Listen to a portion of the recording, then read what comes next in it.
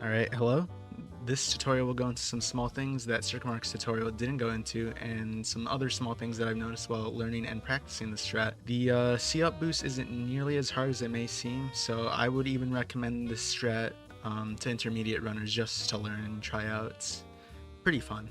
The C-up slide or C-up boost is a strat typically used in higher level 16 star, and depending on what you normally get with the normal strat, it can save around 0.3 or 0.4. Possibly more.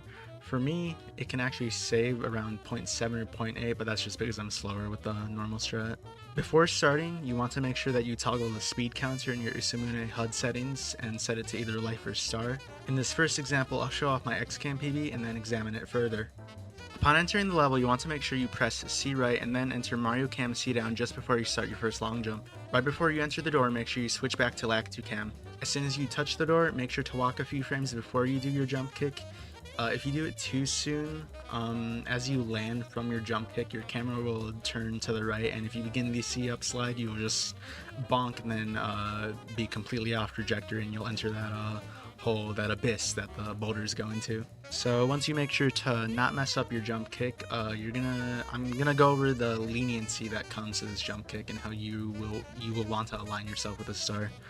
Ideally, you want to be straight in the middle of the star, but you can be equally as successful in performing the C-up slide by being slightly to the left or slightly to the right. You're more likely to be successful by being centered with the star or a little to the right. You can be a little to the left, but generally speaking, a little to the right or in the center of the star, you will see more success. Landing from your jump kick, you want to make sure that you walk a couple frames before the collision turns into a slope. So while you're walking, make sure you're holding up and then you press C up, and then you'll begin doing, the integral part of the strat, the C up slide. Ideally, you'll want to begin your triple jump to exit out of the slide right before this little black spot. You'll notice on the first frame I do my jump kick, it's just like basically right before that black spot texture area thing. At this spot, you want to make sure that you press A and B on the same frame, similar to Tama Pillarless.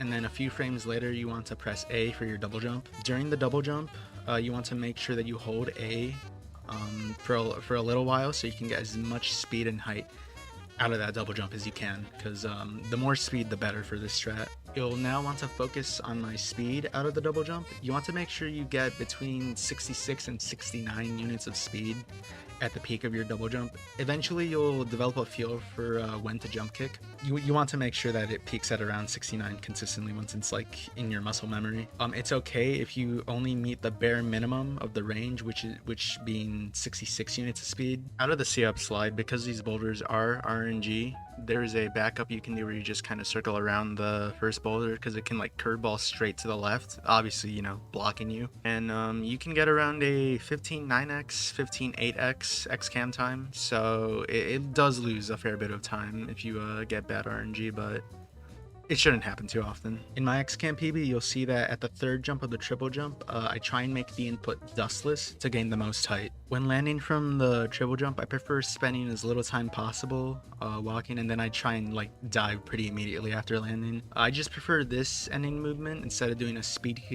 kick and then a wall kick, but it's ultimately whatever you want to do. The speed kick ending will be faster, as you'll see here. For the ending movement, whether you do the speed kick or you just do the double jump, you want to make sure that you wall kick around this area on the big arrow texture. For me, I found that this is a pretty good sweet spot and a good visual cue. After you get your wall kick, whether it be a first or not, you want to do a dive shortly after, and you want to make sure when rolling out of that dive that you get as little dust as possible.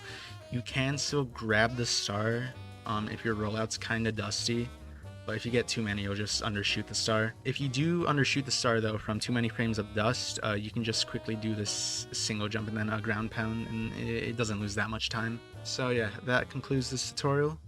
Thank you Aknem for editing this together, and thank you to TJK for helping me lab out this star a lot and teaching me most of what I explained in this video. I hope this helps.